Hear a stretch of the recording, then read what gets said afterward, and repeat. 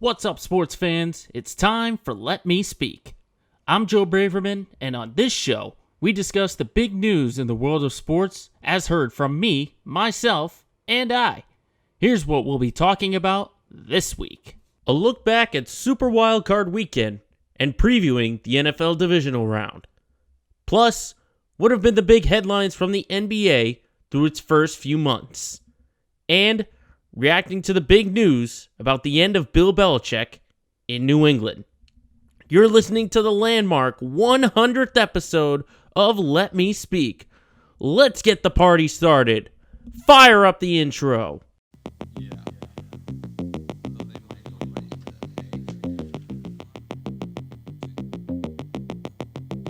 Let me speak.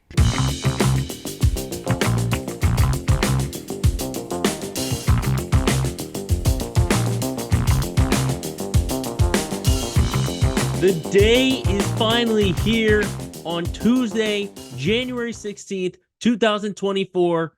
We made it. It's the 100th episode of Let Me Speak. I thank you all once again for tuning in wherever you get this podcast, if you're watching us or listening to us. Now, this is a celebration episode as well.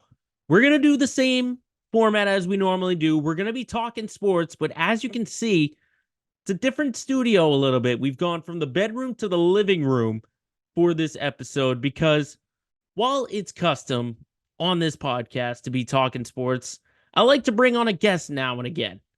And this 100th episode is going to be no different because all the segments are going to feature special guests. That's right. They might be new faces. They might be returning faces. They might be classic favorites. You just have to keep listening and or watching to find out.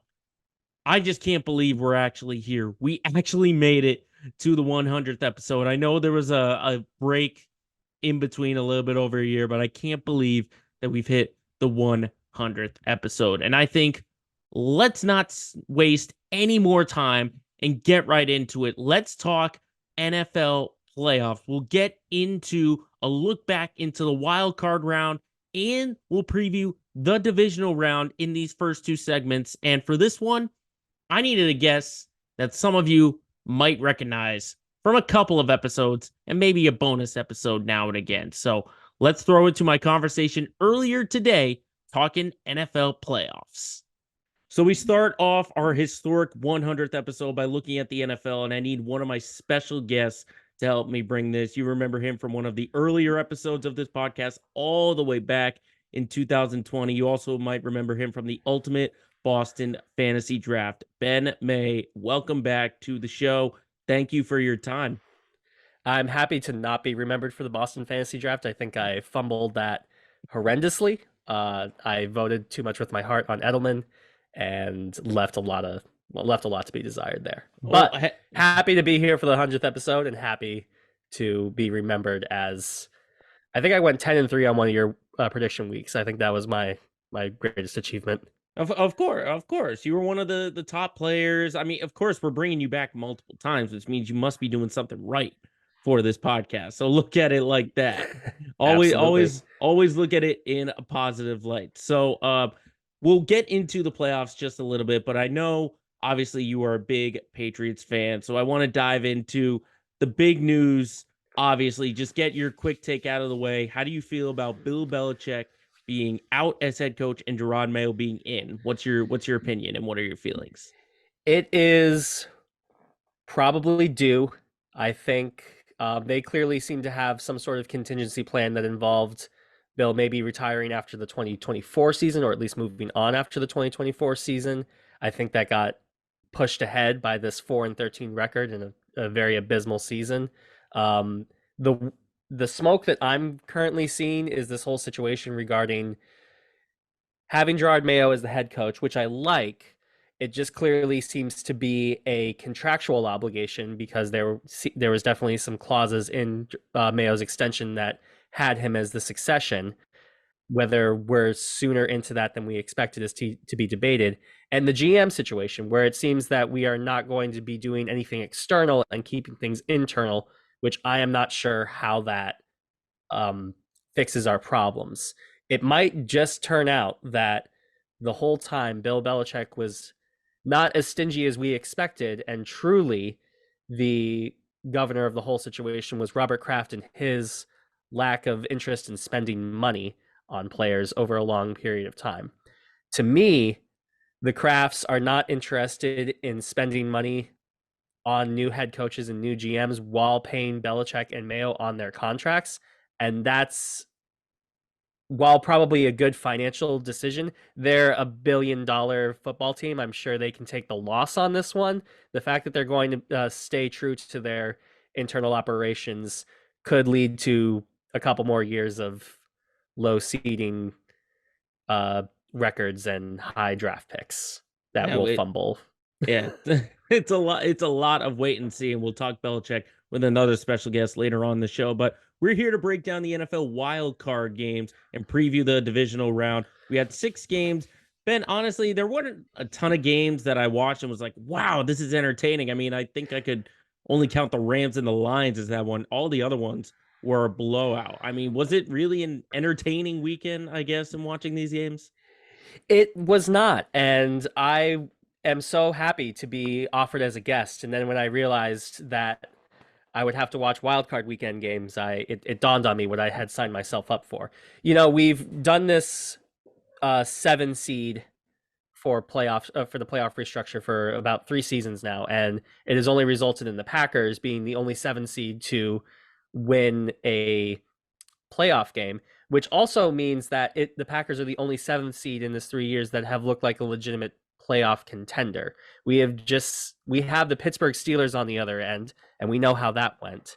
And in general, these wild card games are just blowouts that feel like going through the motions as you're getting to the divisional round and waiting for the 1 seeds to finally have their moment in the sun. So, I mean, I'm sure it does well for like the first half, and then people start to tune out. A lot to learn about which teams can perform well in the postseason versus which teams had help with their schedule in the regular season and maybe just can't put it together in big playoff situations. I'm sure we'll get into that very shortly.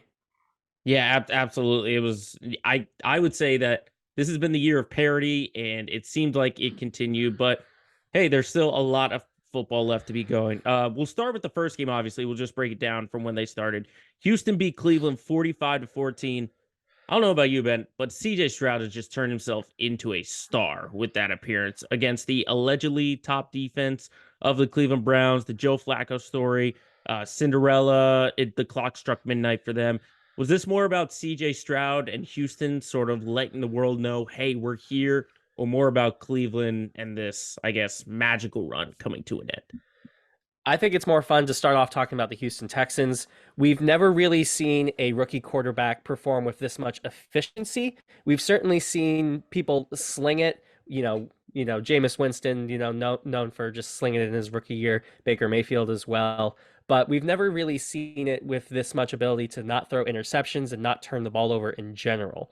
He already has a great awareness of the field and already is making really just young players that none of us knew about. I didn't know about Collins. I didn't know about any of his wide receivers. I think the only players I could name on the offense are like Devin Singletary and Dalton Schultz, because those are from other teams. They just have something going, and they have a culture going with D'Amico Ryans that keeps them afloat. What I'll say about Joe Flacco is that that's not necessarily his fault. This is a Browns team that was held together with a lot of band-aids over the regular season, as they had a murderer's row of different quarterbacks and had a good enough defense to keep things going. However, that secondary was banged up and was not able to perform in the slightest. The biggest matchup, of course, in that game is everyone's favorite players to talk about, Laramie Tunsil and Myles Garrett. I'm sure everyone had that on their radar for talking points, but really, Laramie Tunsil was able to do his job as an offensive lineman and one of the elite offensive linemen in the NFL, shutting down Myles Garrett for the most part in that game and giving CJ Stroud the time to throw those beautiful bombs to whoever those young men are. I'm sure I'll learn their names in the next 4 years, because I think, and this is what I'll say, is that the AFC South rather has been a middling division really since Tennessee was the 1 seed that one time. And I think now is the time for things to break out a little bit and for Houston to really control that division in the way that we have not seen in the last 2 or 3 years. Yeah, it's fun to see what Houston's going to do, not just for the future, but in the divisional round as well. How about that other Saturday game, which we saw on Peacock? Not sure if we had that streaming service all around the country, but I'm sure some people figured it out. Chiefs with the easy win, 26-7. Ben, I saw this coming from a mile away. Record freezing temperatures, plus Miami can't beat any good teams. What were your takeaways from this game? Miami can't beat any good teams, and I'm not sure if Tua is exactly the guy that everyone wants to say that he is. I know that we have a lot of Tua defenders in the dark spaces of the internet, and I just really don't see it. I just see a lot of good weapons, and I see a lot of good schematic stuff from the coaching, but I'm not sure if I'm just seeing a guy that can like lead a 2 minute drive down to the end.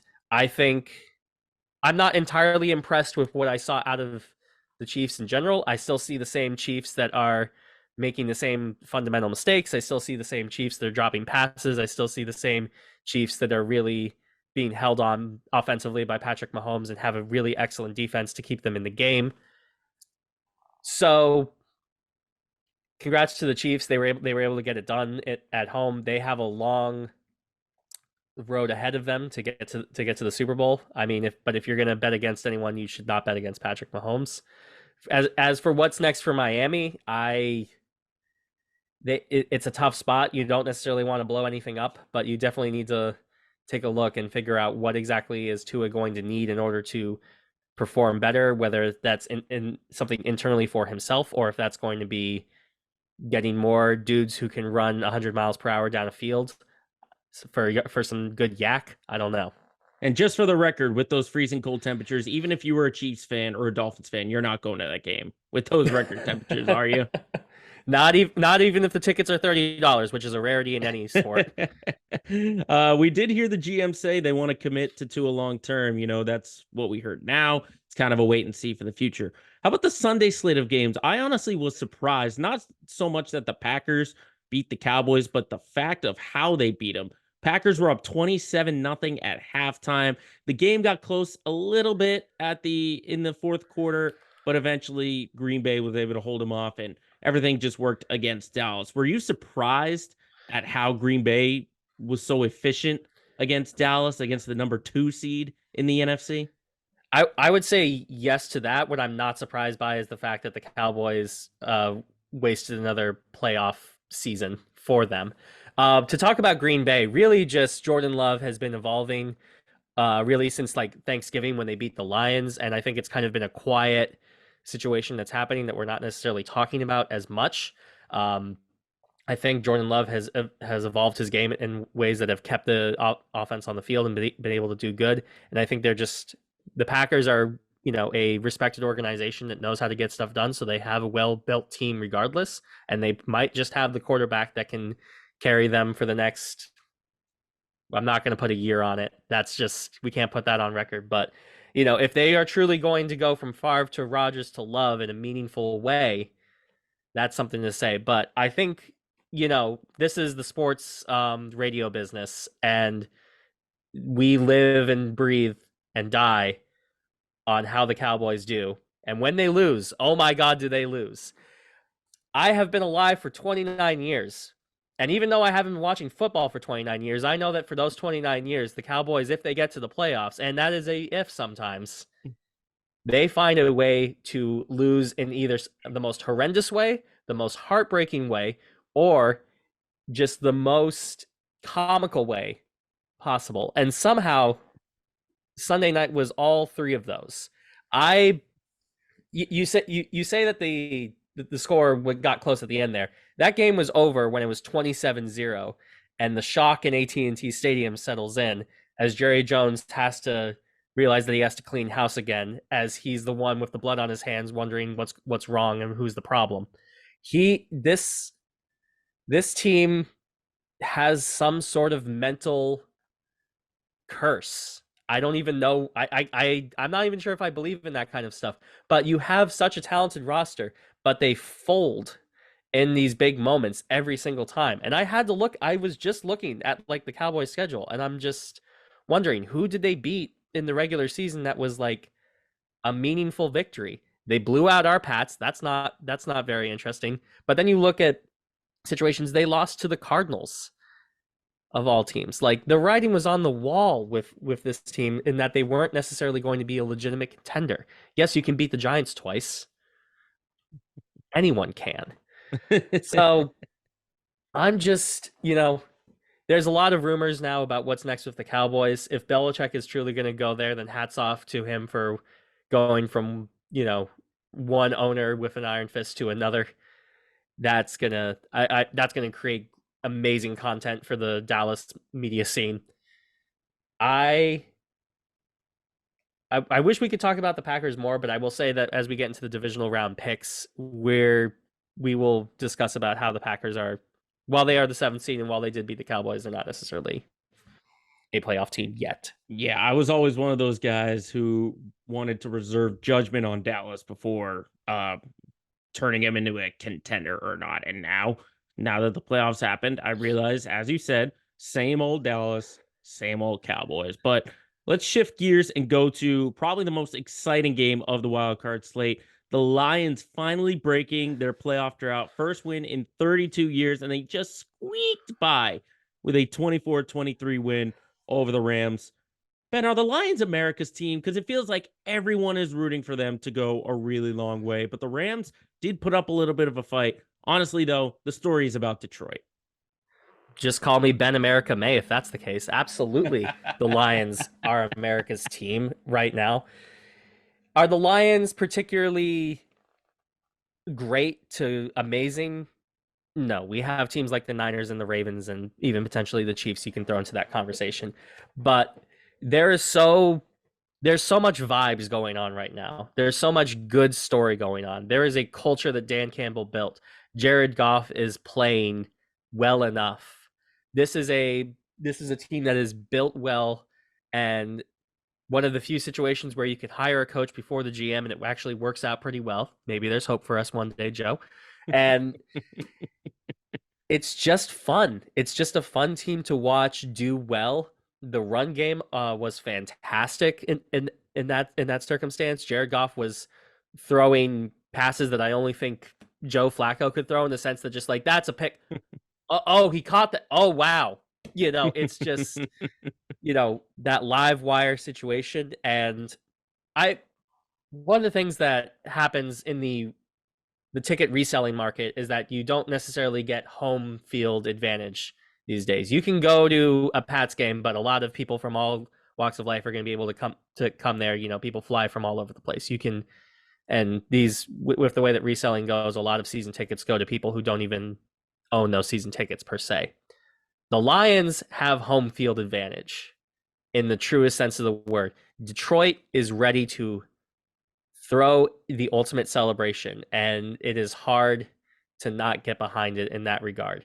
I wish I could say more about X's and O's about the Lions, but it is just pure vibes with them. And they should, by that alone, they should just simply win it all. Yeah, it's fun. I think that's the key word. It's fun for Detroit, and they get to do it all over again because they get another home playoff game next week. How about the Monday slate of games that we saw yesterday? Pittsburgh and Buffalo originally scheduled for Sunday, but obviously there was a blizzard in Buffalo. Now, you were for a time in the Western New York area, so you know a little bit about the blizzard conditions. But talking about the game, I definitely thought that this was going to be a blowout, but Pittsburgh kept it close a little bit. They got it to a touchdown late on, but then it was just Buffalo doing their Buffalo thing. Does this give you confidence that the Bills can maybe go a long way, or is this just the Steelers kind of got lucky and they folded in the playoffs? It's hard to assess the Bills, especially knowing what is next for them, which, while they do have a home playoff game coming up next, they do have the Chiefs, and we all know what happened the last time we had a Chiefs-Bills matchup in the playoffs. It's just one of those things where anything can necessarily happen with the Bills. Josh Allen can have an incredible game. Josh Allen can also throw punts for an entire quarter. And I think at the end of the day, the Steelers are still just at their core somewhat well run so that they can be competitive. But when they have people like Mason Rudolph at quarterback, and when they have just not everything that they need, and sometimes just receivers that want to give up at any given point, they are not going to be able to go far. But good for them for getting the 7th seed. Congratulations to Mike Tomlin for having the 500th record above 500 in a row. It's, good for them. I think for the Bills, all that they need to do is just simply keep going with what has been working for them in their transitions on offense. Continue with run heavy offense. Only throw the ball when absolutely needed in those moments when you know that it's going to be an actual catch, and give some reliance on Josh Allen to just do magic. I mean, he had a 52-yard rushing touchdown that I haven't seen that from him in a while, and I think that's exactly what this team needs to do going forward. Yeah, it's magic from Buffalo, I guess you could say. Rounding out, though, the wild card, Philly and Tampa. You mentioned Dallas collapsing. I think there was no greater collapse, though, than the Eagles. The fact that they started 10-1, they finished the regular season 1-5, and then they get blown up by the Buccaneers and Baker Mayfield. 337 yards and 3 touchdowns. I originally picked Tampa. I thought they were going to win this game. I did not think they were going to win this convincingly. Would you say this was more about Tampa winning or the Eagles losing? In the long term, this is about the Eagles losing. This is a long time coming for them in the sense that they have our good friend Matt Patricia helping out on defense, and clearly he is helping so much with teaching them, all of those guys, how to tackle, because I did not see a single tackle. I think I could tackle you better than James Bradbury could tackle anybody ever. And we could do it virtually through the Zoom. Yeah. So it's just be better than the Eagles. I'm not, it's clear that Nick Sirianni is not necessarily a head coach in the schematic sense. He had some great coordinators that helped his whole coaching unit get to the Super Bowl. Nick Sirianni is the Jekyll to Dan Campbell's Hyde, and or maybe I have those backwards there. But in any event, Nick Sirianni is bad vibes because he's going to mouth off at anybody and not really have the accountability that you need in anything. I think they have lost more games since he started yelling at Chiefs fans that one time. And to talk about the Bucs, I mean, no other quarterback has thrown for 300 plus yards in a playoff game besides Tom Brady. So Baker Mayfield is clearly in Tom Brady echelon at this given stage. What I will say is that we shouldn't be too surprised about the Bucs winning, because they still have a lot of the same elements from their Super Bowl winning team with Tom Brady, and they still have a lot of the good tools that have kept them alive in playoff circumstances. To have a quarterback that's not 45 years old and on the way out is just good enough. And I think Baker, on a prove it year, has definitely proven himself to be a starting quarterback in the NFL. And I think that, again, this is more of a situation where the Eagles just lost this and lost it in a long-term situation. I haven't seen really a collapse like this since the Steelers went 11-0 and then just lost 6 in a row, including that big loss to the Browns. There's not much to say. We just heard this morning that Jason Kelce is retiring. I'm sure we'll get plenty of TikTok clips from the New Heights podcast detailing what that looks like, because that's the only way that I listen to that podcast is through TikTok clips. So, congrats to him. Hell of a career. He's got a ring. He's got a ring, and thank goodness he's got a ring, and he's going to spend more time with Taylor Swift. I mean, what could be better for Jason Kelce? What could be sister-in-law? I will say, if when this marriage happens, the best man speech that Jason Kelce is going to give at that wedding should be recorded, because if we know anything about Jason Kelce in speeches, it will be one for the ages, and he'll be in the most ridiculous getup possible for a wedding. It's true. There's truly nothing like the Kelce brothers. Nothing at all.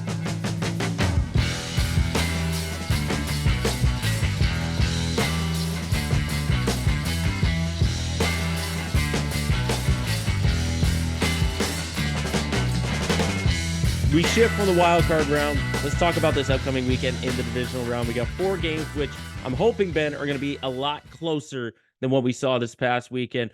The schedule, we'll just go schedule by schedule. Texans and Ravens. That to me feels like a shootout.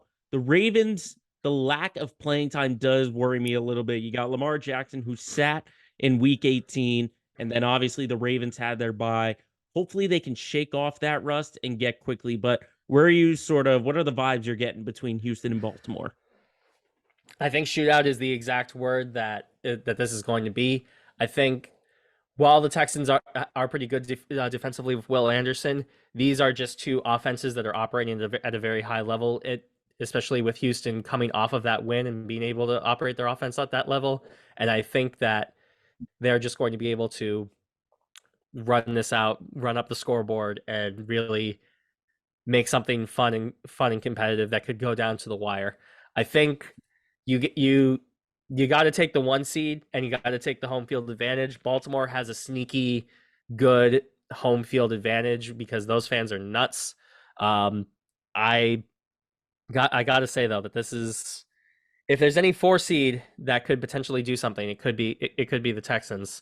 I'd be hard pressed to put anything on it, like my word, not money, just my word. But the whole ride that the Texans are going on, I mean, why not? Because the Ravens are another team that have sneakily done great in the regular season and done great things, but when they get to the postseason, they start to lay eggs.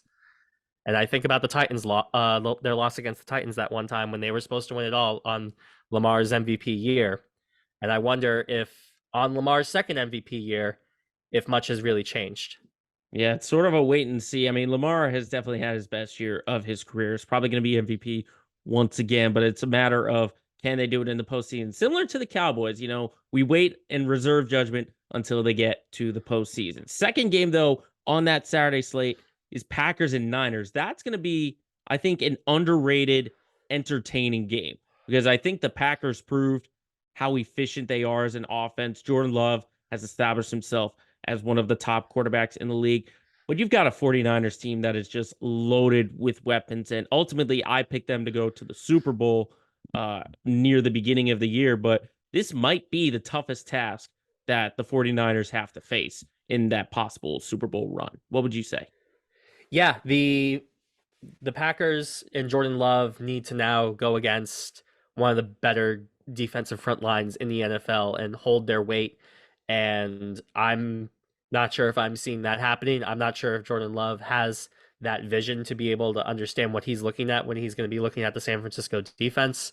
And, this is really the Niners' Super Bowl to win, in my opinion.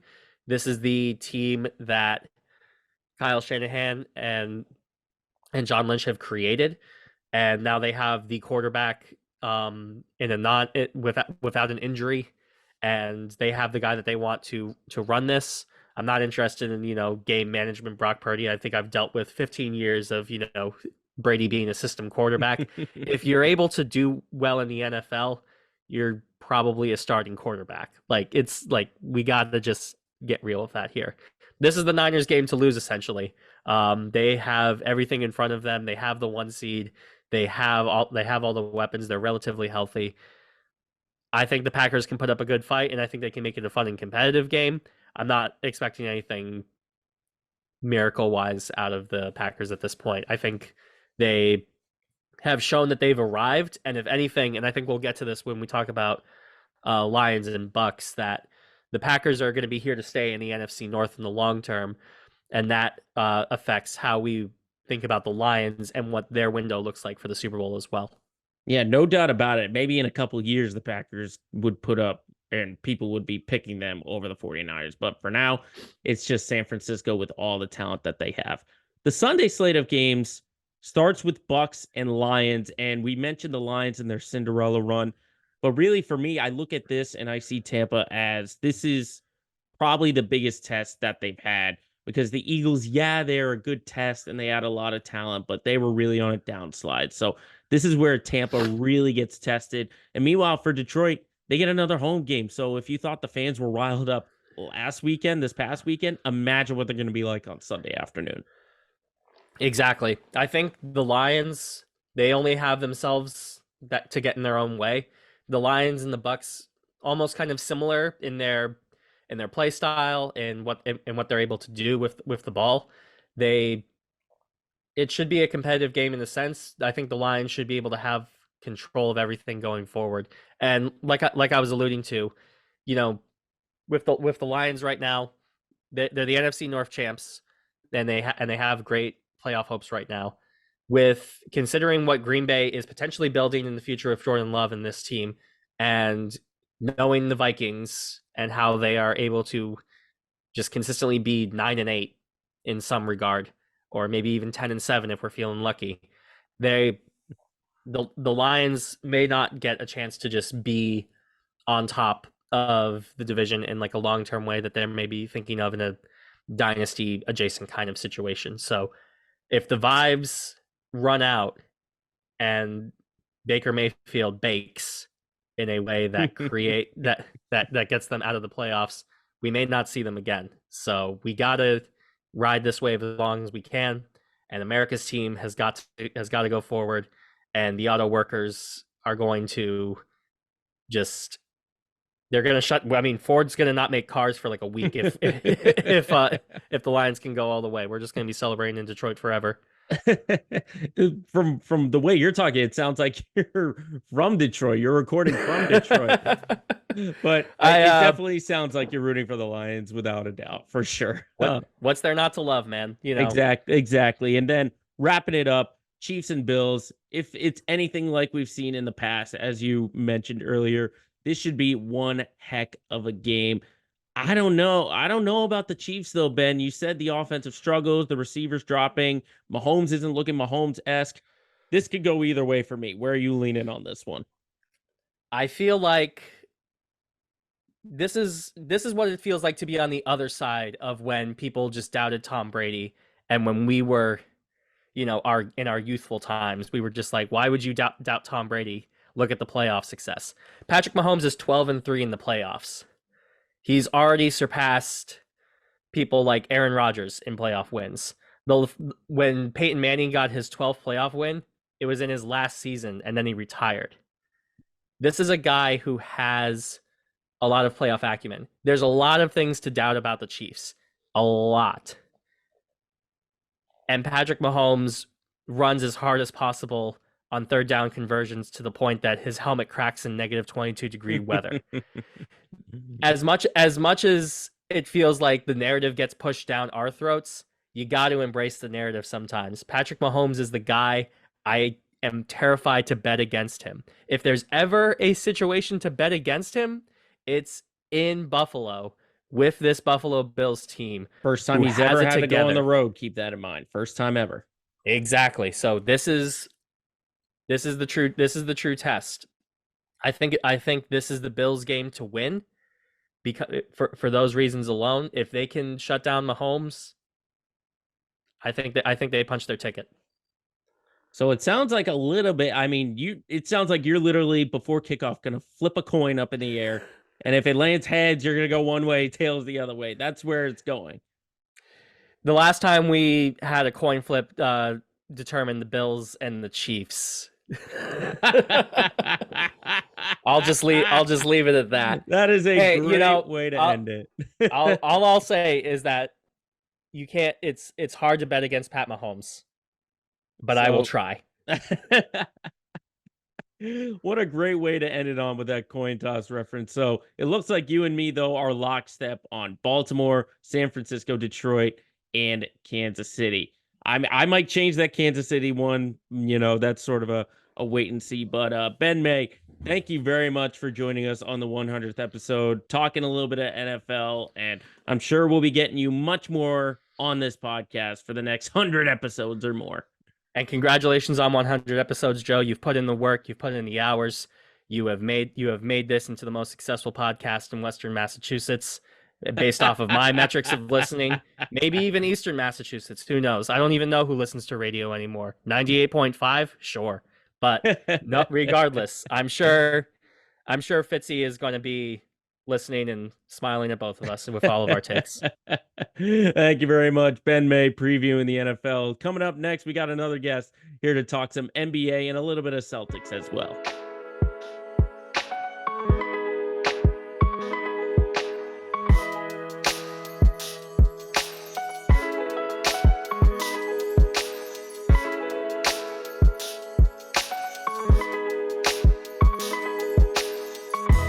We continue with the 100th episode and we go to the NBA, and I thought no better than to bring on one of my favorite guests that I've had in these last 100 episodes. You know him as the Celtics writer for WEEI.com, and he's got a brand new podcast out there from Odyssey and EEI called Slammed, all about the Boston Celtics. Back on the pod is Justin Turpin. Turp, thanks so much for taking the time out.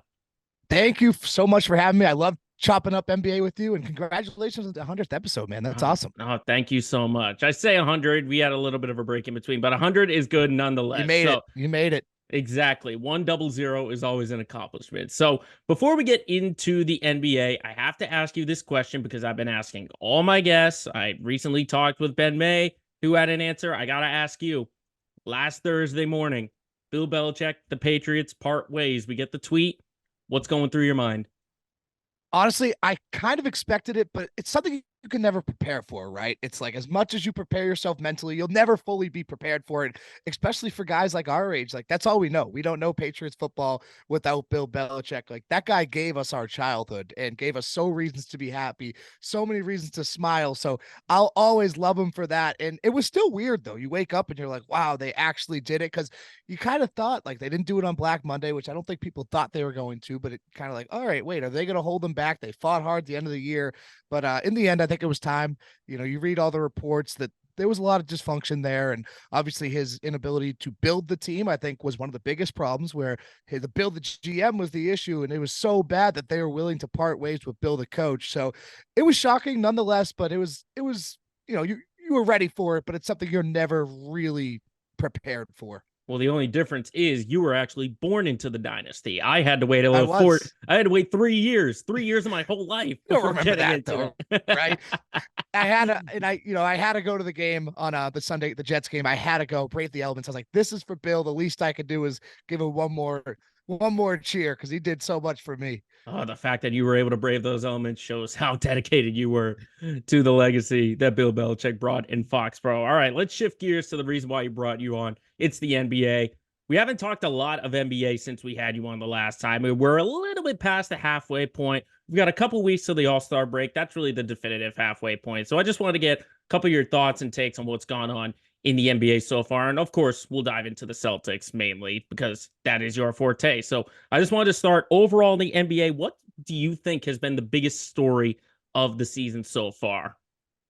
I think it's something that people aren't talking about enough, and that's the Oklahoma City Thunder. They're the second youngest team in the NBA. They're number 2 in the West, and they have superstars in SGA. They got a rookie of the year, potential rookie of the year in Chet Holmgren. You got a plethora of young talent with J-Dub, Giddey, and Dort. I mean, that team is loaded, and I don't think people are giving them enough credit. Like they are way ahead of trajectory, and like what Sam Presti has done there, a Massachusetts native, might I add, is just super impressive. And I don't think people are giving them enough credit. I think when it's all said and done, they very well could represent the Western Conference, and it's just incredible because they have so much draft capital coming up. So if you're a team in the West, you're like, man, like we got to get it done now because they're going to be stealing these championships for a long time to come because that team is that good. I remember you came on the pod last time and you said, watch out for the Thunder, but I don't think anyone expected number 2 in the West, considering what they have. As you said, draft capital and talent surrounding them. They're good for another 10 to 15 years before they have to worry about a full-fledged rebuild and what they have to go through. Right. They are in the ideal situation. I mean, like what they have, like granted, it took years of a little bit of suffering to get there, but it's well worth it because now you have this young talent. You have so much draft capital that like, you could even bring in more established superstars if you want. I know SGA is a younger guy, but he is an MVP in this league. Eventually he will be one. He's top 4 in the MVP ladder right now. And they are that good. And I think us in the Eastern Conference, us primarily Boston fans, like you kind of lose touch of what goes on in the Western Conference a little bit. But this team needs to be looked at for real, and they are way ahead of their trajectory. And to me, that's been the biggest storyline this year. Well, you're obviously paying attention to them, not like average Boston fans out here. Transitioning though from the Thunder, would you say that's the biggest surprise of the NBA so far, or is there maybe another team out there that's kind of shocked you with the way they've started? So for biggest surprise, I'm going to go in a little bit of a different direction here. Not necessarily a team, but the in-season tournament. I think to me that was the biggest success. I don't think the NBA even expected to do the numbers and to have the success that it did. I mean, that thing was awesome. I don't know how you felt about it. I know a lot of people didn't necessarily love it, but even the point differential stuff, I love that. Like you're sweating out a 29-point game in November between the Bulls and the Celtics, your scoreboard watching in the NBA in November. It's unheard of. And I just think that brought a whole new intrigue to the game, and the viewership was up. It was a slam dunk from the NBA and Adam Silver. So I think as much crap they got going into it where people didn't know if they were going to love it, it was a big success. And personally, I was a huge fan. I would say 80% of me really did like it. I think I do contrast with you, at least on the point differential, because you have, as you said, that Celtics Bulls game. They have to run up the score. I wish they sort of changed that tiebreaker, maybe like a overall record, like where they are in the standings, be a different tiebreaker. And then the courts themselves were just bad. They were a sore sight for the Some eyes. of them were bad. Did you like the Celtics one though? I didn't hate that one. I also liked Phillies. That one I could manage. It was like the bright colored ones. Like I think Chicago's was really, really bad. Oklahoma City's, we were just talking about that. I think New Orleans had like a purple with a neon green. That was a rough look. That was really, I just really didn't like bad. the middle. Like the court, the different color court's fine, but like when you got the stripe down the middle, universal, like, and they didn't let the Celtics or anyone mess with it. Like they wanted the parquet. Like if the Celtics were able to put the parquet on theirs, that would have been so dope. But the colors, I think you're right with that. And a way to you can possibly get away from that point differential is maybe you extend the tournament. You're looking at 4 games. Like, of course, the point differential is going to be much tighter, but if you extend it, maybe like a 2-month thing, then maybe you're not looking at it that way. Well, I mean, it's the first year of the tournament. There are going to be those trials and tribulations, and stuff's going to work, stuff's not. And I'd say, as you said, it was an overall success because there were more positives to come out of it than negative. And plus, give credit to the players, too, for actually taking it serious and being competitive. I mean, it's probably biting Indiana and the Lakers in the butt because they haven't done really well since they got to the curse there. Final. That'll be the NBA's version of the Madden curse. You make the in-season tournament, and then you'll go down the drain. How about, what would you say? No, go ahead. When it eventually happens, though, when a team wins the in-season tournament and the finals, that'd be so dope. Like just a clean sweep of the whole season, that'd be sick. Yeah, that would be a history-making moment. Let's go to the biggest disappointment. I remember you said on our podcast that the Heat would take the biggest step back in terms of teams that did well last season going into this year. Looking at it right now, Miami is 5th in the Eastern Conference, so I think that prediction's a little bit off, but you could still say they're a little bit of a disappointment. But from your standpoint, who's been the biggest disappointment of the season? I think it's no fault to their own, but it's the Memphis Grizzlies. I mean, that team was fun to watch last year. They were a legit team. And then the first week of the season, you lose Steven Adams from the knee surgery. Brandon Clark still recovering from the torn Achilles. Ja Morant only plays in 9 games after his 25-game suspension with the shoulder surgery. Marcus Smart in and out of the lineup, out for another 6 weeks now. Luke Kennard and Derrick Rose been available for like 50% of their games. So it's no fault of their own, but that team was supposed to be fun, right? People were excited for that backcourt pairing of Smart and Ja Morant. Then you got Bane. Like that team is supposed to be fun to watch, and it's just they haven't been able to stay healthy. Like I personally have never seen a season derailed this quickly by injuries. Yeah, I think at least I would stray away from Memphis because I thought, I talked about this last week, that this is basically like a gap year for them. They weren't going to have Ja for 25 games, and that really put them in a bind to begin with. Then, as you said, the injuries just kept piling up and up. So I didn't think Memphis was really going anywhere to begin with, but I could see why they would be a big disappointment. I feel like I'm trying to pick between 3 teams right now, but I think it has to be the Pistons because of just how bad they are. I mean, 28 straight losses. Like, I can't think of any team anywhere in any sport that has had that many losses in a row. And they have a team built with talent. They have talent on their Yeah, roster. for sure. They've got a veteran coach who knows how to win in the Monty Williams.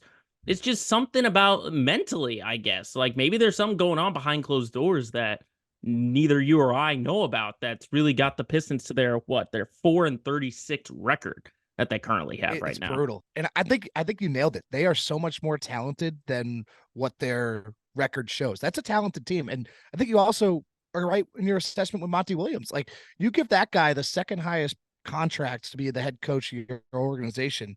You do not expect these kind of results. They were expecting to be in the thick of things, at least in the play-in consideration. And just how badly things have turned. And they fight hard. I give them credit. Like even with the Celtics, we saw it. Like when they came to Boston, they fight hard, and they gave the Sixers a run for their money. They gave Denver a run for their money. So they play hard. They just don't get it done. It is tough to see because it's bad for the league when you have that kind of competition. When you have a team like 4 wins, they got 4 wins, and we're midway through the season.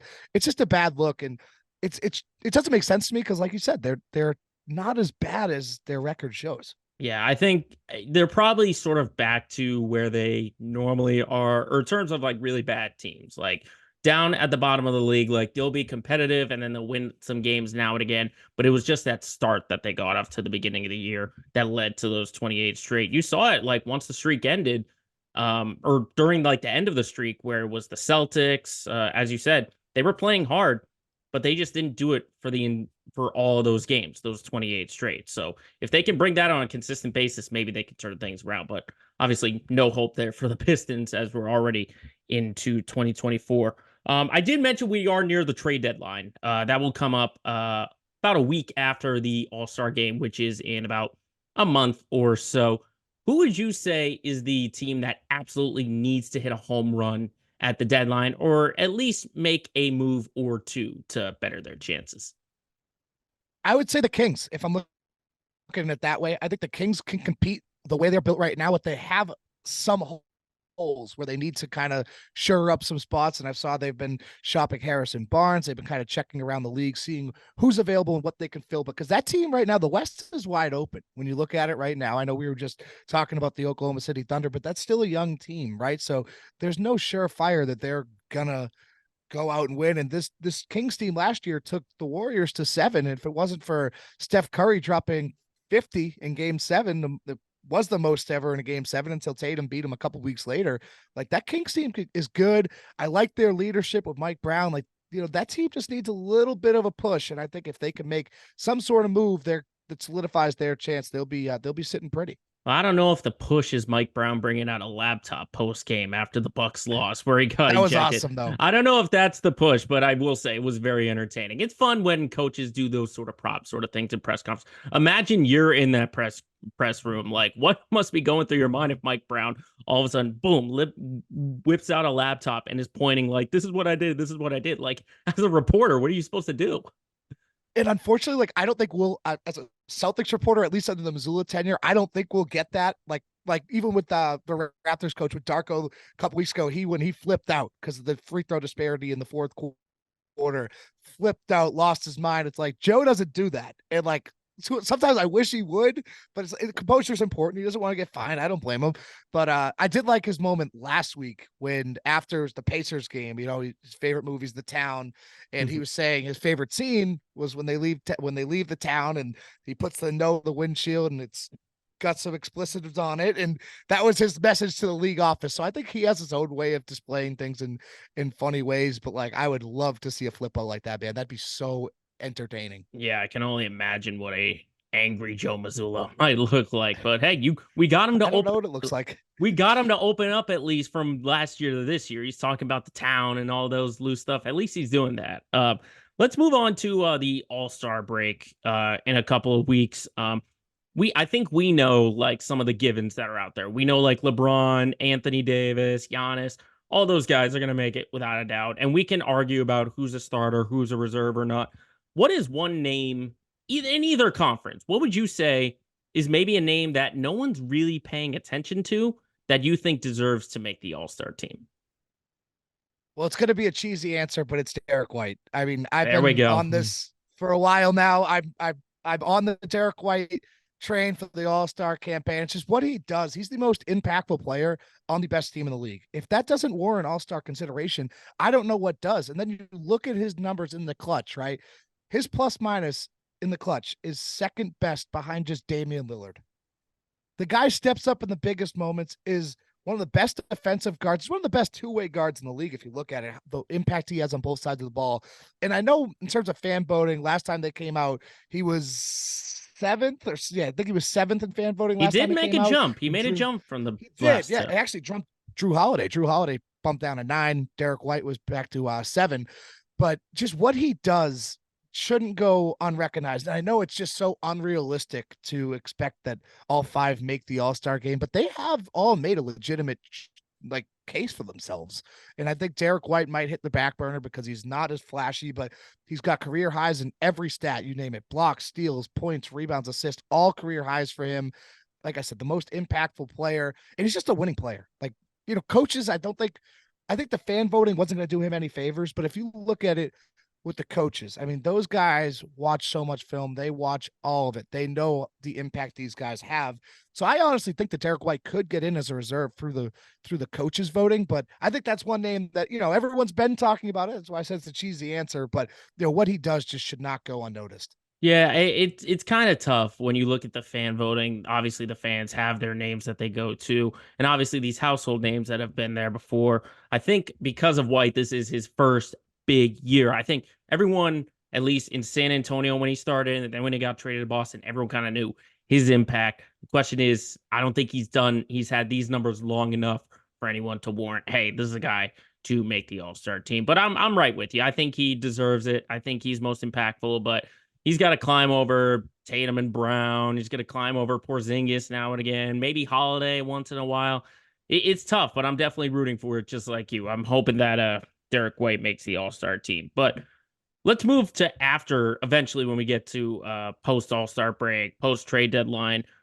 Who would you say right now, in looking at the standings, who do you think is going to take the biggest jump from where they are to now in the standings? And then who's going to drop the most?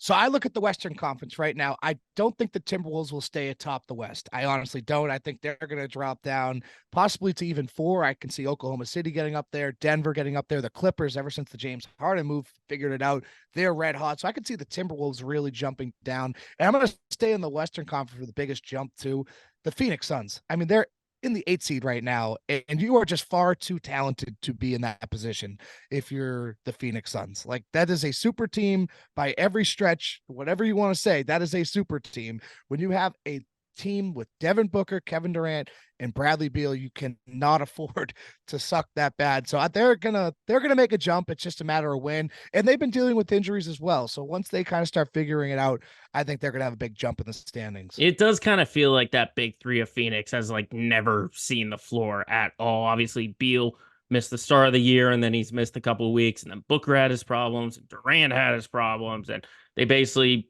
got a bunch of vet minimums on their depth, so that depth was really, really tested. But I agree. I think they'll get out of that play-in spot. And then I also see, I'm basically lockstep with you on that. I think Minnesota is a good team. I don't think they can hold off Denver and even Oklahoma City, at least at that point. It's fun to watch Minnesota, though. They're a really good team. But I don't expect them to be at the top of the conference for much longer. They just don't have enough offensively. I think their defense is what's carried them there. And in an offensive-driven league, yes, you're going against the trend a little bit, but there's only so much that your defense can do. When you're looking at these, you look at these over-unders, man. Some of them are like 240. Like, that's how much teams are scoring. Like, total combined points, 240. Like, that's a lot of points. And yeah. Unfortunately, just like the way the offenses are in today's NBA, you can't live by the defense anymore. You have to have a good offense as well, like the Celtics do, where you can complement each other. And that's why I think they're going to drop down in the West. That's a great segue as we now pivot from the NBA to the Celtics in general. Talk to me about what have the Celtics been doing so well? They're 31-9, best record in the NBA for a while. They've been sitting on the East for quite some time.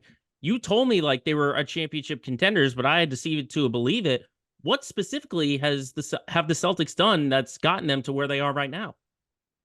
The simple answer is it's their new toys. I mean, every time, especially with Porzingis, anytime they're struggling, right, they just dump it to him in the middle, and he's such a threat, and he opens up their offense so much with his spacing, and he's a great poster. Like, what he does for their offense just takes them to a whole nother level. And then I also think the defense, they are just so bought in on that. And I give Jason Tatum and Jaylen Brown credit because that's who started that charge. They were the ones from the start that wanted to be more focused on defense. Jaylen Brown, right after game 7, was like, we lost touch with our defense. That's where we need to hang our hat. That's how we got to the finals in 2022. That's what you have to do. And so that they're really been locked in on that side. And I give Joe Mazzulla a ton of credit. And Drew Holiday on that side has been a huge difference maker. He's playing that free safety role.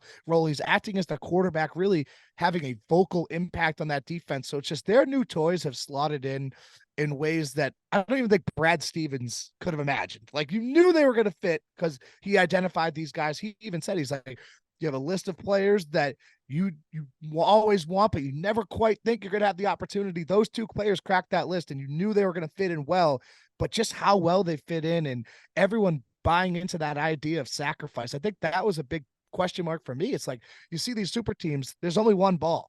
And usually those super teams are 2, 3, 4 guys. This is 6. You have 6 guys. Like, I put Al Horford in there. The guys started over 1,200 games. Like, you put them, like, the sacrifice in there is just, that's what made them so good. Yeah, and you've obviously been at practices and shoot arounds off the court. It looks like, just from an outsider's perspective, that they still sort of have that loose nature with each other. They look more relaxed. We've seen Joe Mazzulla not be, so tense in these press conferences, but they look a lot more serious, I guess. And then you said last time that you were on that they're going about this in a business style. They're having their moments of fun and looseness, but it just looks like they are all serious and getting the job done, which is getting a championship. Would you agree?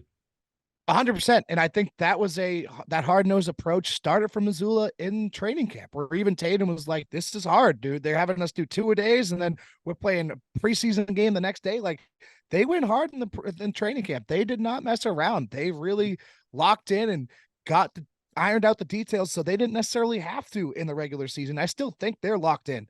I mean, anytime you look at them on the floor, they're trying to win every game, every day. That's Missoula's thing. They want to win every day. They do win a practice, win a game, whatever it may be. You're winning every day. And that's what they're doing. And they've bought into Joe and his mindset. And I think he deserves a ton of credit for where this team's at.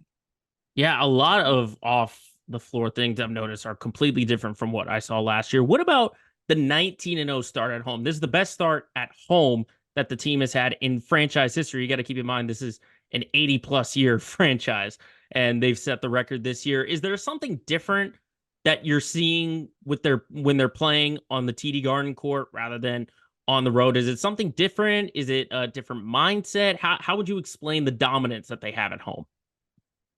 It honestly, their shots just seem to fall more at home. Like, these guys are shooting almost 50% from 3 and the field at home. They're outscoring opponents by 294 points in their 19 games at the Garden. 11 of their wins at home have come by double digits. That's insane. And it's just, we've tried to get it out of them. We've asked Joe, we've asked all of them, and they really don't have an answer. It's just like protecting home court. But as good as that is, it's all what they can do in the spring, right? They were a great home court team last year until the playoffs. And then they were losing at home, and it made things difficult for themselves. Obviously, the number one example, probably the first 2 in Miami. When you drop those, you go down 0-3. Had they not gone down 0-2 in those games at home to start the season, they probably would have been looking at that game 7. They probably would have closed it out before, and they probably would have been back in the NBA Finals. So it's just a matter of what they can do in the spring. But it is interesting, man, because it feels like they're friendly rims. I don't know what it is. I can't put a finger on it. And but they're just shooting lights out at home, and their offense is just clicking. Hey, it makes your job easy when they're always winning at home. You get you get a little you can do the Control Alt Delete for all of your pieces that you have when it comes to home games. How about you've shared a couple of numbers in clutch time. It still looks like they're struggling a little bit in those kind of scenarios when it gets to the fourth quarter. They usually have one bad quarter in their losses. What would you say is the big key for the Celtics in clutch time that they need to fix before they get to the postseason? Well, honestly, you got to avoid the clutch time, just win the third quarter. They're the best first half team in the league, and then you're oftentimes losing those leads because you stink in the third quarter. And that was the case a lot last night, right? For a while, it looked like they were going to be on another collapse, and 7 of their 9 losses they've lost the third quarter. That's what it all comes down to, is just holding that lead. Because when you're a team that's talented, right, you oftentimes kissing double digits, flirting with it, and when you go to the half, and then you lose that lead because of poor starts out of the third quarter. And that's been an issue for years now, since the whole Tatum and Brown era. This has been an issue. It was an issue in the finals under Ime. It was an issue in the bubble under Brad. This is the 3 coaches. It's still an issue. And that's something they have to figure out. And I think they're working towards it. They've understand that it's an issue. Like I said, 7 of your 9 losses, you've lost the third quarter. That's what's telling. So you wouldn't be in the clutch if you could just win the third quarter in most instances. But I think in terms of their clutch offense, I think they just got to settle down. I don't think you necessarily. I'm not a big on the timeouts. Like I know a lot of people like to rip Joe for the timeouts, but there's been a couple where there's clearly not a play developing and he won't call one and he'll kind of let them out. And the obvious one there is the Tatum 3 against the Warriors, that on a bum ankle, and he wasn't shooting it well. That should have probably used a timeout. But other than that, you can't really think of any. I just think they have to settle down a little bit. Use Porzingis in those situations, because anytime you get him in the middle, it's an automatic bucket, or he's getting to the line. So I think you got to use him and maybe get away from your 3-pointers in the clutch when you don't need the 3. When you only need a 2 or a 1, get that. All right. Yeah. A lot of work in progress when it comes to clutch time. And last question for me. The trade deadline, we mentioned it overall in the league. The Celtics are one of these curious cases, I think, because you are a big fan of the bench rotation that you've seen. Obviously, the 3 coming off right off the bat: Pritchard, Horford, Hauser. It's that 9 and 10 spot that you and I had talked about that they might need to shore up. But you are a big fan of other guys like Luke Cornett, Neemias Queta. Do you see the Celtics possibly making a move at the deadline to try and shore up that bench, or do you like the rotation the way it is? I like the rotation the way it is, and I honestly think Brad Stevens does too. I think when we talked to him last week, he said they were looking for a big wing and mentioned multiple times that player might already be in the building. So they have a bunch of guys that fit that criteria. I think the obvious ones, O'Shea Brissett, Lamar Stevens fits in there too.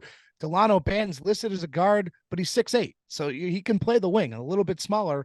But I think Brad Stevens content with this rotation he has. And I think a big reason of that is because of what we talked about earlier, is that chemistry.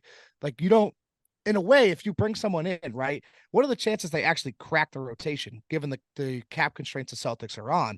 So you're going to bring someone in and possibly mess with that chemistry.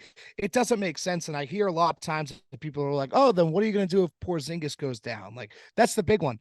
The reality is, when you only have about $6 million to work with here, you're not replacing Porzingis or anything he brings, right? So in a way, you're kind of subtracting when you're adding, because you risk kind of messing with that chemistry. So I think Brad Stevens is content with his rotation. I'm certainly content with it, because come playoff time, it's really going to be 8, maybe 9 anyway. So I think they have enough. Yeah, I guess that question is, do you trust a Lamar Stevens, O'Shea Brissett, et cetera, if one of these guys goes down? And from what they've seen so far, the specialty roles that they have, it has worked out very well. Terp, thanks so much for taking the time. Before we get you out of here, why don't you promote Slammed? It's a brand new podcast from Odyssey.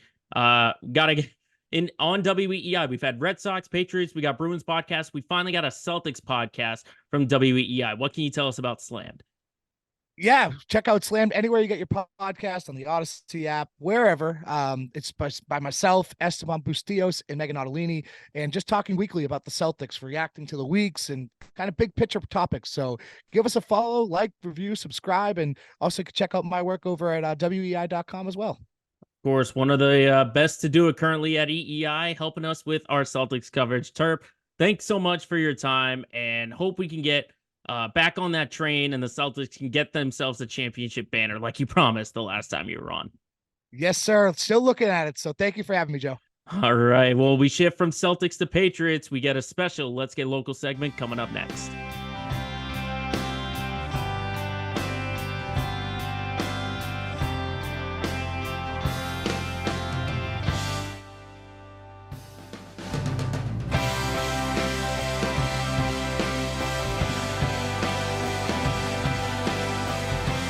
Now it's time for a very special Let's Get Local segment where we got to focus on the Patriots with all of the news that's been going on in Foxborough. And I think I need another person to help me out with this topic. A first-time appearance for this podcast. You know him as the Patriots writer on WEEI.com. You can catch him with Nick Fitzy Stevens and Andy Hart on the Six Rings and Football Things podcast via WEEI and Odyssey. The one and only Mike Kadlick joins us to talk some Patriots. Mike, thanks for taking the time out for talking, because this has been a whirlwind week, as you know.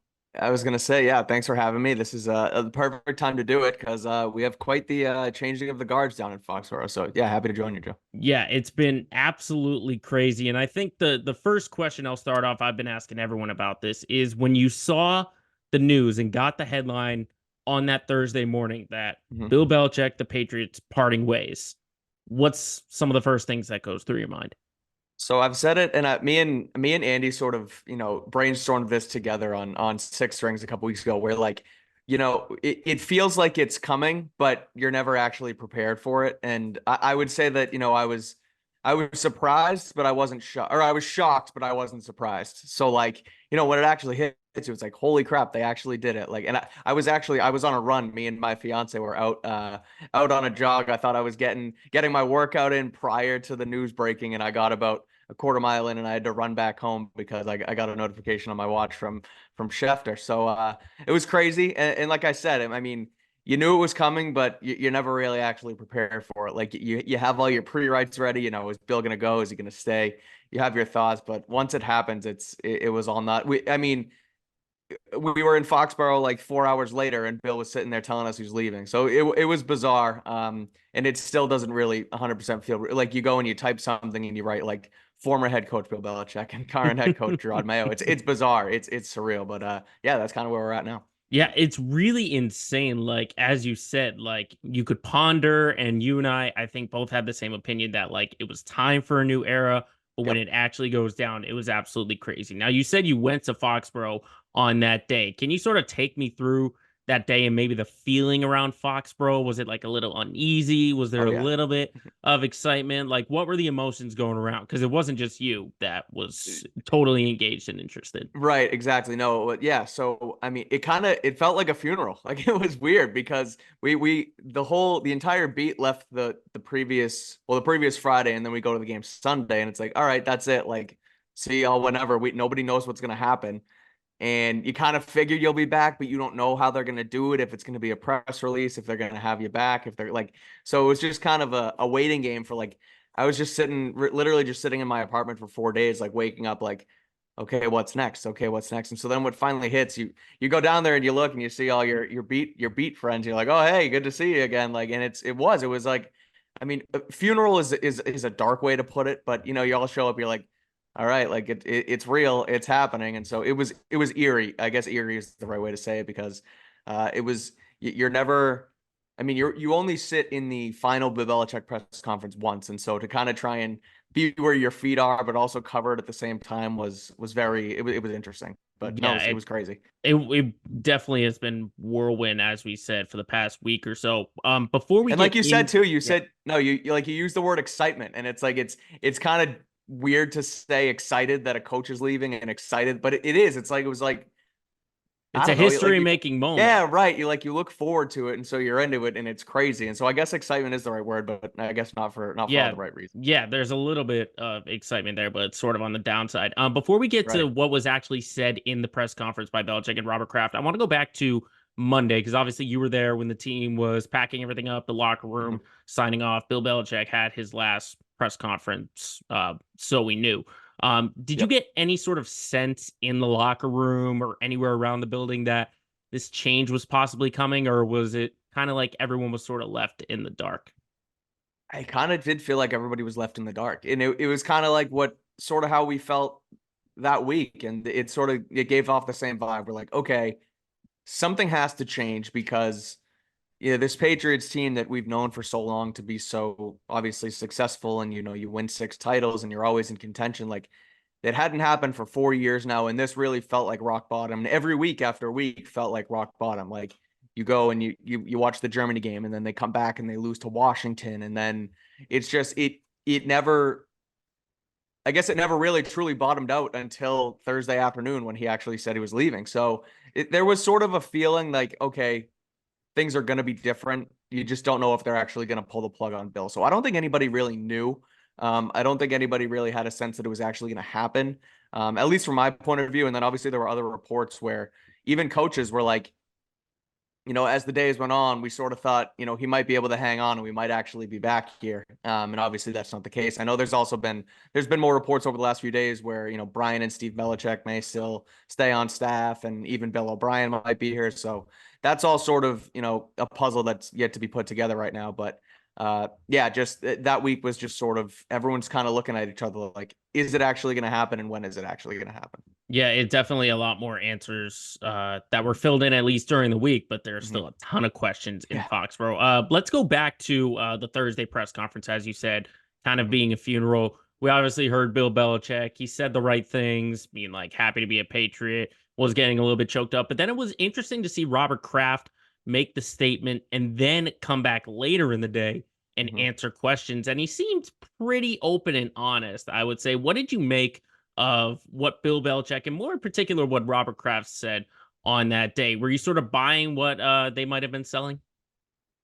As a fan, I was, the Patriots fan in me was like, oh yeah, they went into the room and they looked at each other and they smiled and they were like, this is it. And I love you, man. And gave him a hug. But obviously that's what they, made it out to be with the press conference and the amicable parting of ways. But there's no doubt in my mind that there, was some tension in those meetings. And was there respect there? I'm sure. Like, again, I think, and Kraft said it, that he's brought us X, Y, and Z, Super Bowl titles and championships and, all the happiness in the world, I guess, as a Patriots fan. So it's hard to move on. And he said it still, it was a hard decision to move on. And so what I made from, no questions and then Kraft coming back was, we know Bill doesn't necessarily enjoy answering questions and talking to the media and giving you don't them say. Yeah, right. He doesn't he really plays by the NFL rules and gives you only what he absolutely has to. And so I'm sure that was, I guess, maybe that was a part of his parting deal where, look, I'll go out there, I'll say this was a together thing and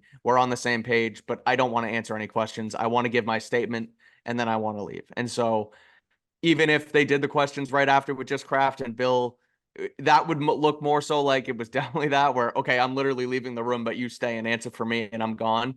And Kraft knew he had to sort of speak for it. So I'm sure that's why they set it up that way. And again, I'm sure that like there's this, I guess, a narrative and a thought where it wasn't an amicable split. And I don't know if I necessarily agree with that. I'm sure Bill wanted to return, but as the conversations went on, I'm sure they did end up agreeing that, okay, it's time for the both of us to go. And so that's why I think at the end of the day, it was so, I guess, ceremonious and not that contentious, I guess. So that's kind of what I took from the whole statements, go leave, and then come back for questions type thing. That was kind of my view on it. Yeah, eventually, like it gets to mutually agreed, and as we saw in the Seth Wickersham report, story from ESPN, there was a lot to unfold. So there's not much.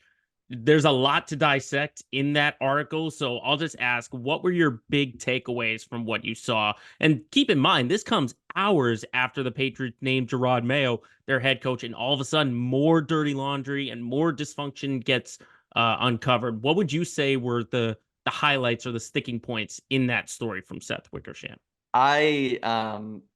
People can't stand, Wickersham doing these exposés. I am so into like the drama of it all. So I sat on my couch on Friday afternoon, just like eyes glued to my phone, reading the entire thing for I love it. And I think that, of course, like he's, as much as he is a journalist, he's a storyteller. So a lot of that stuff is fabricated, but I don't think, like, people think he completely makes these things up. And that's just not, you don't become ESPN's like top, storyteller, writer, journalist for no reason. And so I'm sure the things he's told are true. And then he puts his little, spin on, like the way he tells the story, you literally feel like you're in the locker room when shit's happening. And so I know that's why it's so fascinating.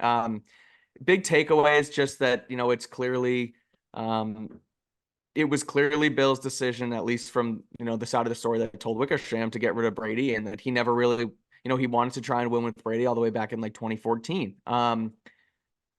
The other thing that I take away from it, it's not necessarily from the guts of the story, is that, you know, like I said earlier about the media and Bill and not talking and keeping things in house. Like, I mean, and we talked about it yesterday when you were producing me and Bradfo's show. Like, it's clear who's leaking now and who's not kind of saying a word, and it's all coming from the craft side of things, and they want to get, you know, their story out and they want to save their face. And Bill's just kind of, at least right now, as of, you know, whatever day it is at, you know, noontime, like, Bill's not saying anything. He's going to go interview with the Falcons. He's going to go elsewhere and do his thing, and he's not going to let the, you know, the media spin get to him. But it looks like the Crafts are sort of giving their side of the story and letting it all play out there. But it's fascinating. I'm sure that, you know, the saying goes, there's three sides of a story, mine, yours, and the truth, and that's one side of it, and we'll see what happens in the end. But Yeah, maybe we'll get it out of the Dynasty documentary we see in exactly, February. I can't wait for that either. But a fascinating read if you can go check it out. Anyone who hasn't read it, but because it does paint a picture of sort of, it's impossible for 24, 25 years to have consistent success and also like get along like a married couple. And Kraft kept saying marriage and uses it because that was sort of the last of it was that divorce on Thursday. So that's my take on that. It was essentially a marriage turning into a divorce, and obviously most divorces end out ugly. So exactly that's what happened in the case. But now we have to shift towards the future, because while this stuff all happened in the past, the future now has Jerod Mayo as the man in charge. And I think you and I agree that Mayo is a good candidate and a good option. The question was, though, the process that had happened. Obviously, we heard and found out that there was a succession clause in Mayo's contract when he initially re-signed in January of last year. But then the complaints that you and I have heard, and also from fans who have called in, was that if Mike Vrabel's still out there, why at least not do your due diligence? So were you a big fan of Jerod Mayo getting this job and the way he got his job? Or would you have maybe done it in a different sort of way? Yeah, I hate to toe the line on things, but I can sort of see both sides to it. Like, if you look at it from, you know, the Crafts perspective, and okay, we can lock him in now.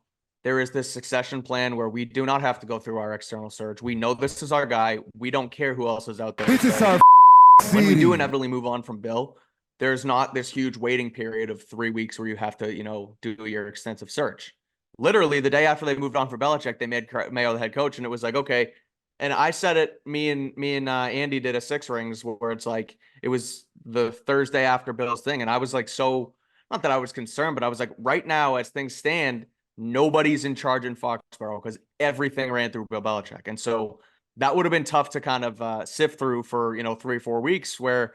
Players, like, who do players turn to? What time does the weight room open? Like, what can we do? What's our, like, you know, there's so many question marks where they were already able to get a point man in charge in Jerod Mayo. So that's the positive. And also the fact that the Crafts, you know, have known him for, you know, over a decade now and trust in him as a leader of men. So that's the positive. The negative is just what you said, where, okay, well, you don't know who's going to be fired. You don't know who's going to be available in the next head coaching search. And so like a guy like Mike Vrabel, who also has Patriots ties, who was just here this season and was inducted into the Hall of Fame, who essentially, at least according to the rumors out of Nashville, was fired because he gave so much love to New England during his speech. So like, that's the tough part, is you don't exhaust all your options and you just lean on the guy who you had in here before. And so would it have been my take on it? It really is like, if there was this clause baked in and Mayo knows it and you know it, but then you still open up the search, is it kind of a slap in the face to Mayo, who, you know, he stayed here because he was going to be the guy, and he, you know, he didn't take a head coaching job elsewhere. And then you go and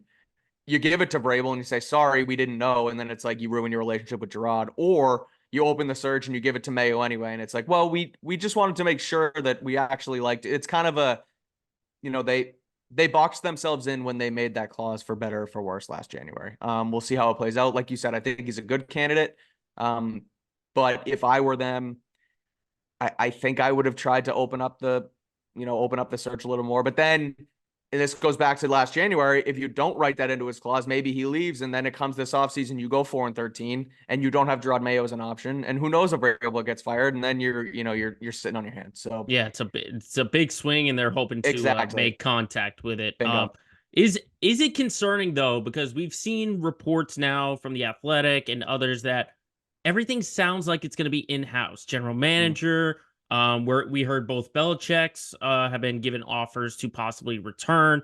Billy O'Brien is still in the consideration for offensive coordinator. And I think you and I are in lockstep saying that getting outside of the circle would be beneficiary to move this organization forward. So is it concerning that everything seems like it's going to just continue to be in-house rather than going for these external candidates? Yeah, a little bit. I look at it and it's like, if you're gonna move on from the greatest coach of all time, you gotta do it right. And you gotta, again, exhaust all your options. And when you bottom out here and you're 4-13 and you have the number 3 overall pick and you have all of this cap space and a ready-made defense, like you need to make sure that the decision you make are what are best, for the future, and you're not just taking the easy way out. And if you have trust in Elliott Wolf and Matt Groh, then in theory, behind closed doors, that's not taking the easy way out. But it kind of looks that way. It kind of looks, you just want to trust your guys and, not really see what else is out there. And, when you moved on from Belichick, I said this multiple times yesterday, you weren't firing Belichick, the head coach, you were firing Belichick, the general manager. And so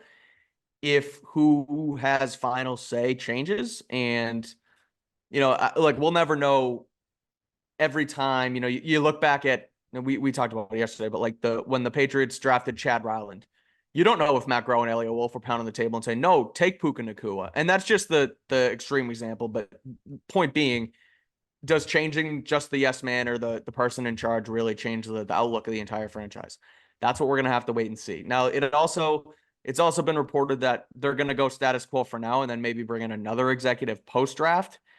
I think that kind of muddies the water and makes it even worse. Like, if you're going to do this now and make Elliott Wolf the yes man and Matt Gross his assistant and they're on the same page with Mayo, and that's how you want to build your team, like the team building starts now. It doesn't start after the draft. So you get another head in here and then there's just more finger pointing when something's wrong. So there needs to be, one man in charge, one person who says yes. The collaboration approach they took over the last couple of years, that kind of backfired because now whenever something goes wrong, everyone's pointing every which way. And, Bill's saying it's collaborative, but everybody else is saying, well, no, you're the general manager and you say yes.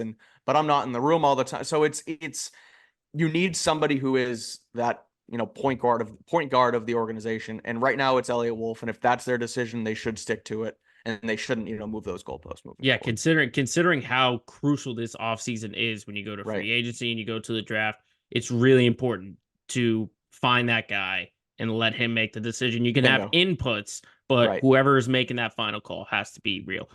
Before we talk about the draft, how we wrap it up, I just wanted to ask, with everything that's gone on, with Belichick being fired, with Mayo coming in, and all this other stuff, it seems like Robert Kraft is having his fingers in a lot of this, and maybe Jonathan to an extent as well. So just curious, how much pressure do you think is on the Crafts to get this right? Because they're making these big swings. They're locking in Gerard Mayo even before they have any kind of search. Same thing with the general manager and the upcoming draft.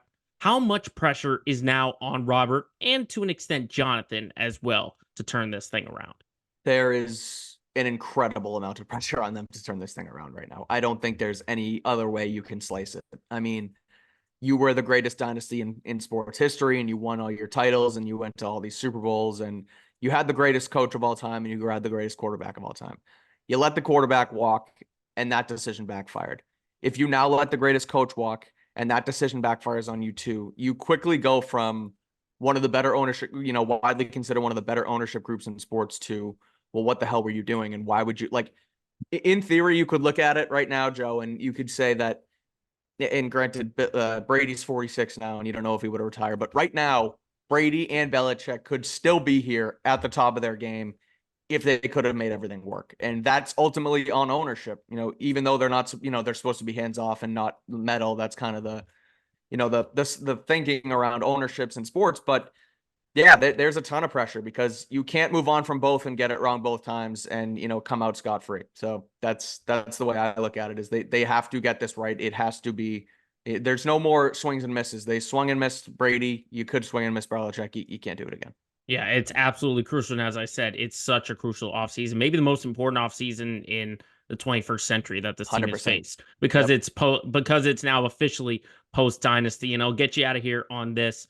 As I mentioned, how crucial it is. You have the draft with the 3rd overall pick. You have all this money to spend. You got some guys you might want to bring in. You need to turn this thing around. So can you detail how important the offseason is in terms of bringing in the right guys and the draft in particular? Because on top of that number 3 pick, a lot of mocks are saying how much talent they need. So the Patriots are going to have to trade in, find receivers, tackles, so on and so on. So just how important is the free agency and the draft for the Patriots this offseason? Yeah, there's a lot of holes, especially on offense. Last year you went into it really, and your holes were wide receiver, cornerback, offensive line, I thought, a year ago today. And they figured out cornerback, but wide receiver and offensive line is major. And now you don't have a quarterback. Like, you gave Mac Jones one more chance. And as big of a Mac Jones guy as I've been, like, I think he got screwed. And there's a lot of outside things that, ultimately ruined his chances here in New England. But like, I think that could have worked well, and you saw it with Josh McDaniels' rookie year. And I'll get off my Mac Jones soapbox, but the point being is you need a quarterback now. And so you have that 3rd pick. You have, I think, the 34th pick, and then you have a pick in somewhere in the 60s. And so that's 3 top 100 picks that you can really, ultimately turn your franchise around. And you need to get those right, and you need to get free agency right. And so however you mix it up, you need to get a quarterback of the future, or at least the near future, if you decide to go the veteran route. Personally, I would go rookie and just rebuild it from the ground up. But you need to hit on a number 1 wide receiver, because you don't have a guy like that. You don't have a guy who a rookie or a veteran can come in here and build the chemistry with, and when shit's hitting the fan, can throw it up like Joe Burrow does to T. Higgins and Jamar Chase. Like, you need a guy like that a quarterback can trust and build rapport with, and then you need an offensive line. And I look at free agency, and with the Patriots pending guys like Kyle Duggar, Mike Onwenu, Josh Uche, Anthony Jennings, like the number 1 guy on my list is Mike Onwenu, because he can play guard, he can play tackle. If you have to play him at tackle, that's fine. But if you can, bring in an outside tackle, like whether it's free agency or the draft, you can move Onwenu to guard. And then you have Sidy Sow and Mike Onwenu as your guards, who Sow was one of the better, ultimately ended up one of the better offensive rookie linemen in football. So there are some pieces there, but you really need to hit on those 3 big things, which ultimately are some of the biggest in football. You need a quarterback, you need to protect him, and you need a guy for him to throw to. So however they combine it, those are the things I'm looking for. And if you go into the next season with, new regime change, a quarterback of the future, you have plenty of cap space, use it on a wide receiver, like go get a guy like T. Higgins. And the reason I sort of am being so open-ended about it is because there's so many combinations of ways you can do this.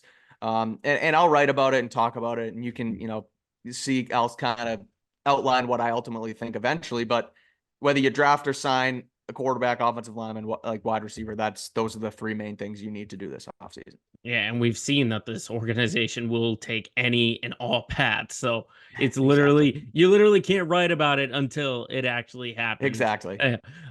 So Mike, thank you for joining the time. I know you will be in Foxborough tomorrow. Yes. When Jerod Mayo gets introduced at noon himself, Robert Kraft. We also talked yesterday, Jonathan might be there, and he's probably going to have to speak. So what are you most looking forward to when you go down to Gillette tomorrow? Yeah, I'm looking at really what Jonathan has to say of anything, because that's sort of been the talking point now over the last 5 days, is how involved is Jonathan? How involved was he in the decision? When does the transition of power and ownership happen? Because don't forget, Robert Kraft's 82, so you don't know how long he's going to either, frankly, be here or want to own the team. So it's going to have to move on to Jonathan. He's going to have to answer questions. There's some rumors and speculation that they're going to be, or they want to be heavily involved in football operations, and others have refuted that. So it'll be interesting to see how they answer the questions about the franchise moving forward. So as much as it'll be nice to hear from Mayo and his sort of thoughts on the future, ownerships will be that much more important. This will be a story to watch all offseason and into the 2023 regular season. Mike Cadlick, you can read his work on weei.com. You can listen to him on the Six Rings and Football Things podcast. Mike, thanks so much for joining us on this episode, and have fun at Gillette for not just tomorrow, but the entire offseason, because it's sure to be one entertaining offseason in New England. Thanks, Joe. Appreciate it. All right, we wrap up our show coming up next.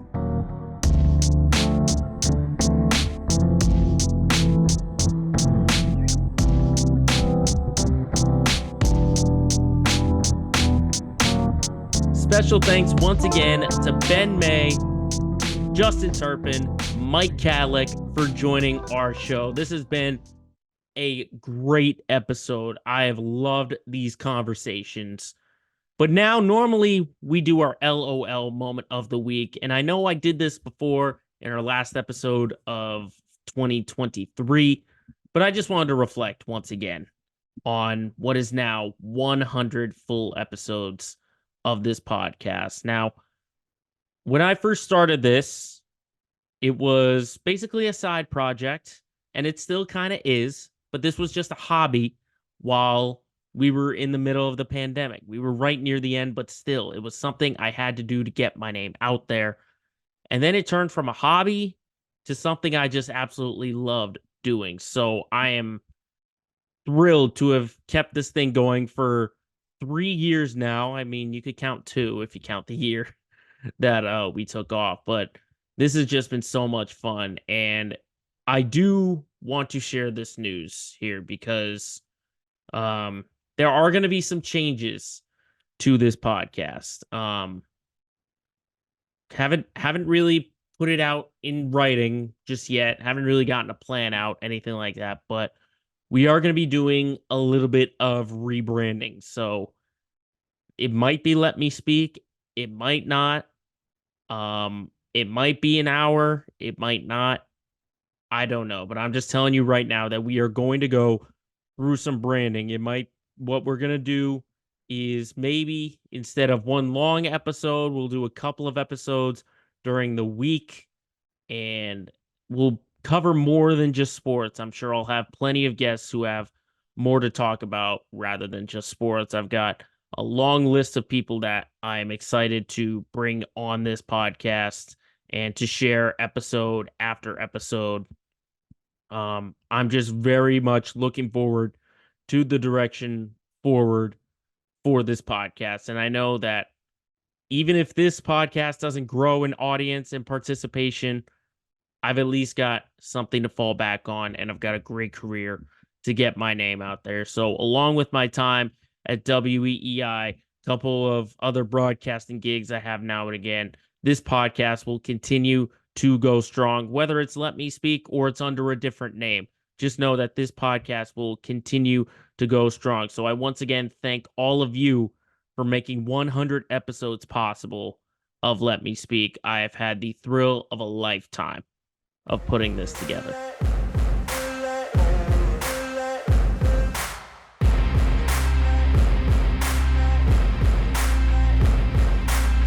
And just like that, we got to shut the party down on the 100th episode of Let Me Speak. I thank all of you once again tuning in, not just today or whenever you are listening to this episode, but all 100 past episodes.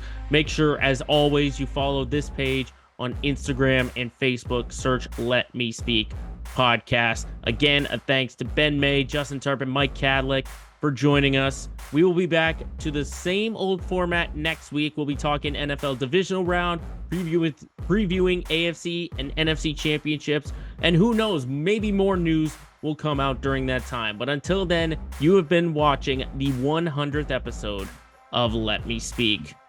Later.